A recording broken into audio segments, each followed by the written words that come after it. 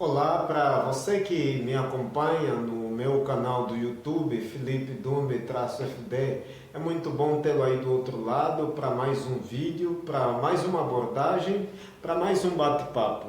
Afinal de contas, é sempre bom saber que você está aí do outro lado, me acompanhando sempre. Que Deus abençoe você, Deus abençoe a sua família. Ontem exatamente eu abordei sobre o assunto sexo e casamento. Ou seja, se duas pessoas solteiras, claro, não casadas, tiverem relação sexual, será que estão casadas à vista de Deus ou aos olhos de Deus? Estão casadas essas pessoas? Claro que o assunto de ontem foi parte 1. Hoje, exatamente, estarei abordando como sendo parte 2. E espero que você possa exatamente estar atento na abordagem desse assunto e que você não possa perder-se. E se você está exatamente deparando-se com esse meu canal pela primeira vez e você ainda não se inscreveu no meu canal, o que está esperando? Corra logo, se inscreva nesse meu canal do YouTube, Felipe Dumbe-FD, e receba notificações de todos os vídeos que eu exatamente tenho publicado em todas as semanas. E você estará baixando quando você quiser ou assistindo. Então, ontem foi sexo e casamento, parte 1, e hoje exatamente estarei falando o mesmo assunto, mas como sendo parte 2. Ontem não quis ser longânimo, por isso que dividi. Ontem parte 1, hoje parte 2. Então, será que sexo é casamento? Bem, eu hoje resolvi aqui pegar a etimologia da palavra casamento. Na verdade, casamento, ela tem origem no latim e quer dizer no latim casamentum ou casamentum, assim como alguns de facto leem. E de facto, este termo deriva de casa, moradia ou lar, que por sua vez vem do verbo capere, que significa tomar, captar. Casamento ou casamentum, como na verdade muitos leem, originalmente se referia à ação de estabelecer uma casa ou lar, que é a base de onde vem a ideia de união matrimonial, pois o casamento é a fundação de um novo lar. E a evolução desta palavra casamentum ou casamentum, que nós falamos como casamento, evoluiu exatamente no português medieval para casamento, conforme nós já temos pronunciado o termo. Isto de modo a manter a ideia de estabelecer uma moradia comum entre duas pessoas. Agora, o conceito de casamento, portanto, está ligado à ideia de formação de um lar e à união de duas pessoas. Isto em uma estrutura certamente familiar. Agora, dito isto, tendo esse pressuposto lógico, deixa eu dizer aqui para você de que no cristianismo tradicional, casamento é uma união ou relacionamento entendido como sendo um relacionamento monogâmico e heterossexual entre um homem e uma mulher, que na verdade envolve um compromisso público e cerimonial, além de um vínculo que possa ser compreendido também como sendo espiritual. Agora, embora a relação de facto sexual seja uma parte importante do casamento, ela por si só não é considerada um casamento. Aos olhos de Deus ou à vista de Deus, é claro, sem exatamente o compromisso e a bênção cerimonial. Daí que inicialmente ou antes eu comecei a falar com relação ou a respeito da etimologia da palavra casamento.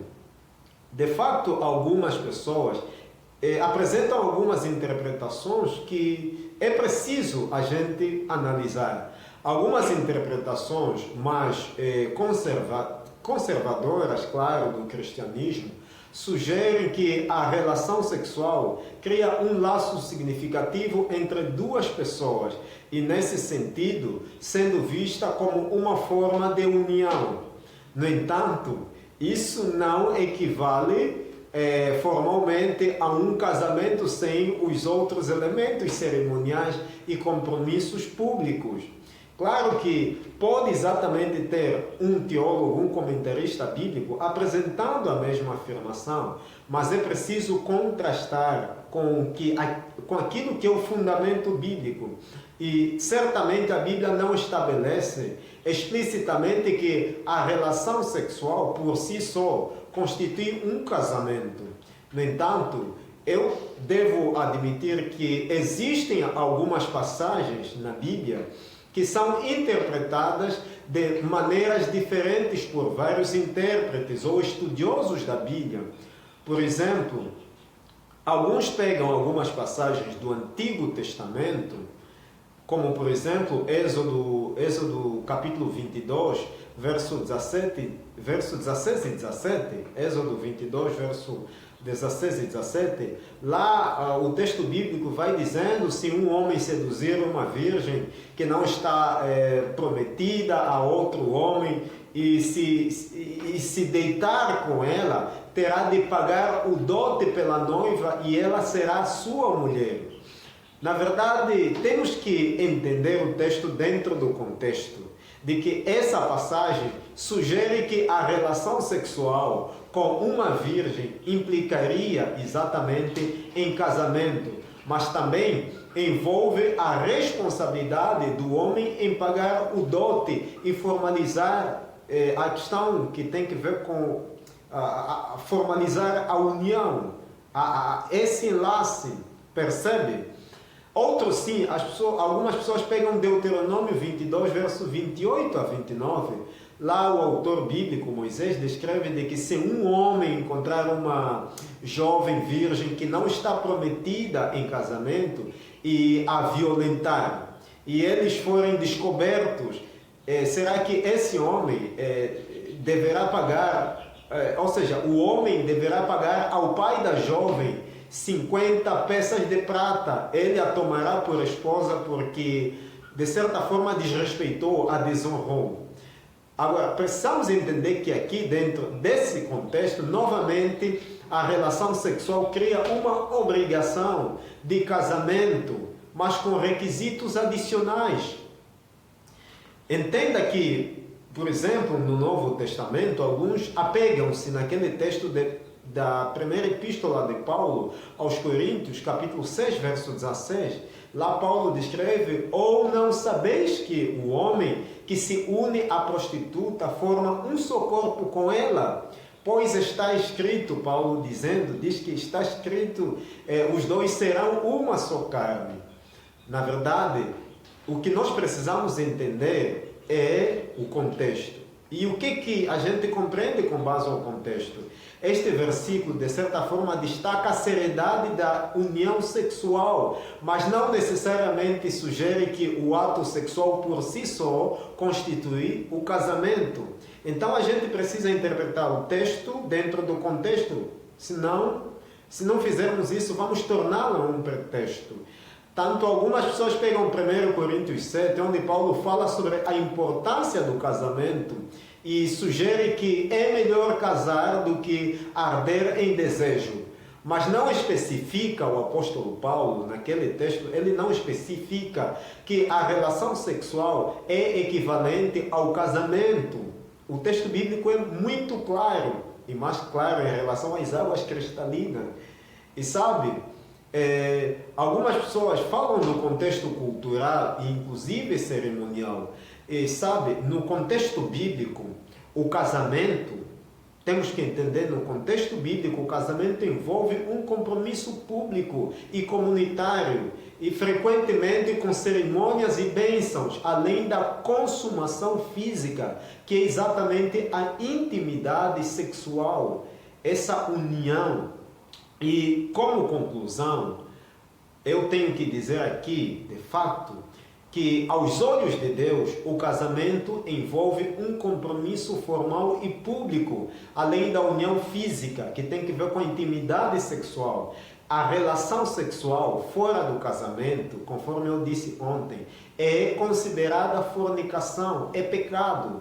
Portanto, é uma transgressão à lei de Deus, mas não constitui casamento por si só, sem os outros elementos essenciais de um compromisso matrimonial. E leve exatamente em consideração o que eu também falei ontem e vou repetir aqui. Na Bíblia existe a fórmula trinitariana para o batismo, aquela de Mateus, Evangelho segundo Mateus, capítulo 28, verso 18 a 20, onde Jesus falou de batizar em nome do Pai, do Filho e do Espírito Santo. Fórmula trinitariana para a realização da cerimônia batismal. Também, assim como existe essa fórmula trinitariana para o batismo, também existe a fórmula para a cerimônia do casamento, ou seja, a fórmula para o casamento. E qual é a fórmula? Estou repetindo, o que eu disse ontem é exatamente a fórmula descrita por Moisés em Gênesis capítulo 2, verso 24, onde ele fala: deixará o homem pai e mãe, e se unirá à sua mulher, e os dois tornar-se-ão uma só carne.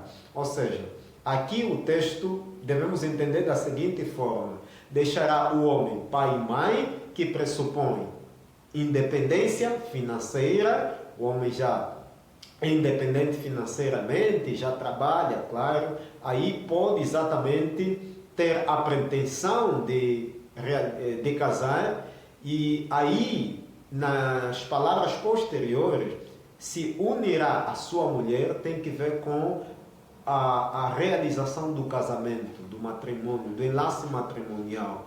E os dois tornam-se ou tornar-se-ão uma só carne.